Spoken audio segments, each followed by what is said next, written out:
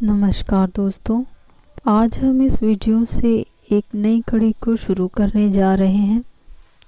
IGNOU MA Hindi के पाठ्यक्रम में एमएचटी 10 के अंतर्गत दिए गए प्रेमचंद की कहानियाँ शीर्षक पर हम अलग अलग विश्लेषण प्रस्तुत करेंगे और इन संक्षिप्त विश्लेषणों के द्वारा यह जानने की कोशिश करेंगे कि क्यों हिंदी साहित्य में प्रेमचंद की कहानियाँ इतनी महत्वपूर्ण हैं।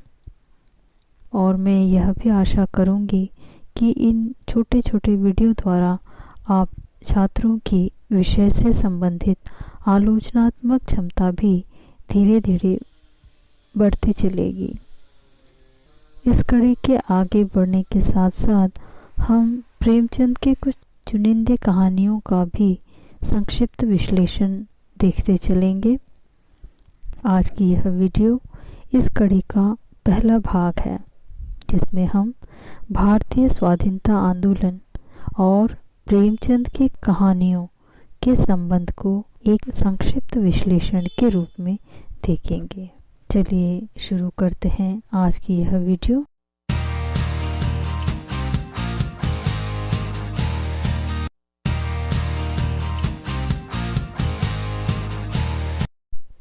सबसे पहले हम इस वीडियो के उद्देश्य को जानेंगे। सबसे पहला उद्देश्य तो यही होगा कि हम प्रेमचंद की कहानियों के महत्व से परिचित हो पाएंगे, हिंदी कहानी की विकास यात्रा को रेखांकित कर सकेंगे, प्रेमचंद की कहानियों के वर्तमान प्रासंगिकता को रेखांकित करेंगे, प्रेमचंद के चिंतक रूप से भी परिचित होंगे, प्रेमचंद के दृष्टिकोण से स्वाधीनता के व्यापक अर्थ को समझ सकेंगे, प्रेमचंद की कालजयिता के वास्तविक कारणों को पहचानेंगे तथा प्रेमचंद को कलम का सिपाही कहने की सटीकता को समझ पाएंगे तथा साथ ही साथ स्वाधीनता आंदोलन और राष्ट्रवाद के अंतर संबंध को रेखांकित कर पाएंगे। चलिए आगे बढ़ते हैं इनके विश्लेषण की ओर। प्रेमचंद की स्वाधीनता से संबंधित कहानियाँ विशेष महत्व की हैं। उन्होंने अपनी स्वाधीनता विषयक कहानियों में स्वाधीनता आंदोलन का बड़ा ही मार्मिक चित्रण किया है। प्रेमचंद के दृष्टिकोण में स्वाधीनता का अर्थ उस दौर के राष्ट्रवादियों से काफ़ी भिन्न था। उन्होंने स्वाधीनता का बड़ा ही व्यापक अर्थ स्पष्ट किया है। उनके मस्तिष्क में, भावनाओं में स्वाधीनता का अर्थ इतना स्पष्ट हो चुका था कि स्वाधीनता प्राप्ति अब प्रेमचंद का लेखन मात्र नहीं बल्कि जीवन का उद्देश्य बन चुका था और उसी कारण वे साहित्य का अधिकांश भाग स्वाधीनता आंदोलन के बाहर और आंतरिक दोनों पक्षों का सूक्ष्म विश्लेषण कर पाए। वस्तुतः स्वाधीनता विमर्श प्रेमचंद का लेखन बीज तत्व बन चुका था। यही वजह थी कि अपने ही पुत्र अमृत राय द्वारा उनकी जीवनी कलम का सिपाही में उन्हें स्वाधीनता आंदोलन के एक प्रतिबद्ध सिपाही के रूप में स्थापित किया गया। आगे हम जानेंगे कि प्रेमचंद की दृष्टिकोण में स्वाधीनता का क्या आशय रहा। प्रेमचंद पूर्णतः पूर्ण स्वराज के पक्षधर थे। उनका मानना था कि पूर्ण स्वराज का अर्थ इस देश के सभी शोषितों, पीड़ितों के स्वराज से ही पूरा माना जा सकता है। प्रोफेसर मैनेजर पांडे के शोध अनुसार प्रेमचंद का स्वाधीनता से आशय को निम्नलिखित रूप से समझा जा सकता है।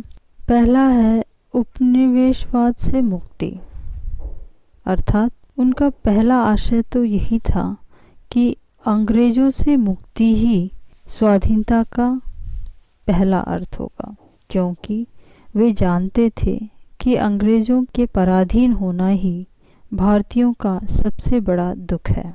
फिर आता है किसानों की स्वाधीनता।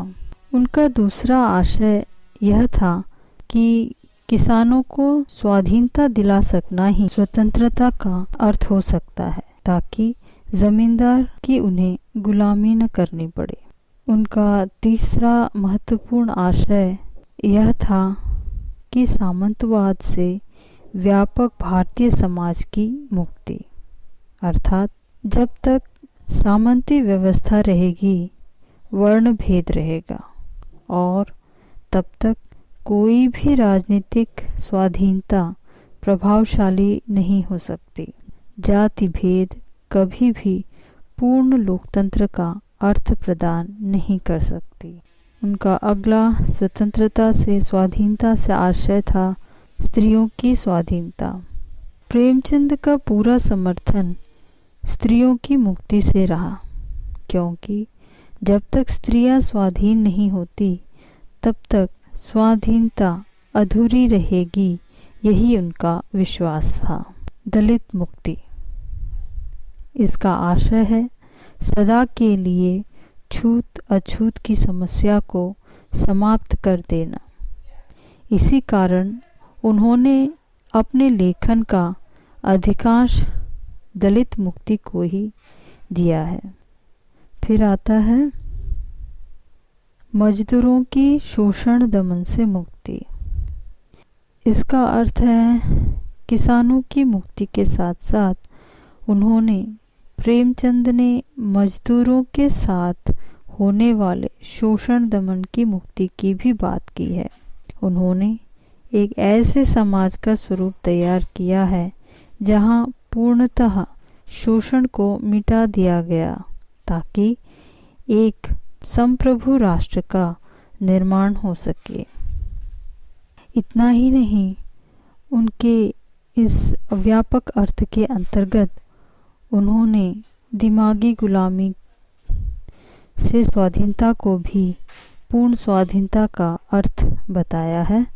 प्रेमचंद का स्वाधीनता से वास्तविक अर्थ प्रत्येक भारतीय को दिमागी गुलामी से मुक्त कराना था, क्योंकि वे मानते थे कि मानसिक रूप से गुलाम व्यक्ति सामाजिक, राजनीतिक और आर्थिक स्वाधीनता को कारगर नहीं बना सकता।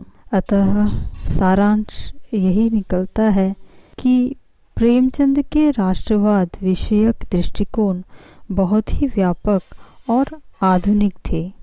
उनका राष्ट्रवाद पूर्ण स्वाधीनता के व्याख्यान पर आधारित था।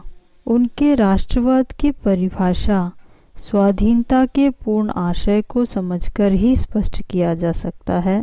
भारतीय स्वाधीनता आंदोलन में प्रेमचंद की कहानियों की महत्ता इसी से साबित होती है कि हिंदी साहित्य में जब भी स्वाधीनता आंदोलन की बात आती है तो प्रेमचंद सबसे पहले याद आते हैं। उनको स्वाधीनता आंदोलन के सिपाही के रूप में अमृत राय ने कलम का सिपाही कहकर संबोधित किया है। यह अत्यंत ही सटीक साबित हुआ है। इस प्रकार हमने प्रेमचंद की कहानियों की महत्व को स्वाधीनता आंदोलन के साथ जोड़ते हुए उनका एक छोटा सा विश्लेषण देखा। इसी के साथ हम आज की यह वीडियो यहीं समाप्त करेंगे। आशा करेंगे कि यह वीडियो बहुत ही संक्षिप्त होते हुए भी आपके किसी न किसी काम ज़रूर आएंगे। अगले वीडियो तक के लिए मुझे फिर से आज्ञा दीजिए। धन्यवाद।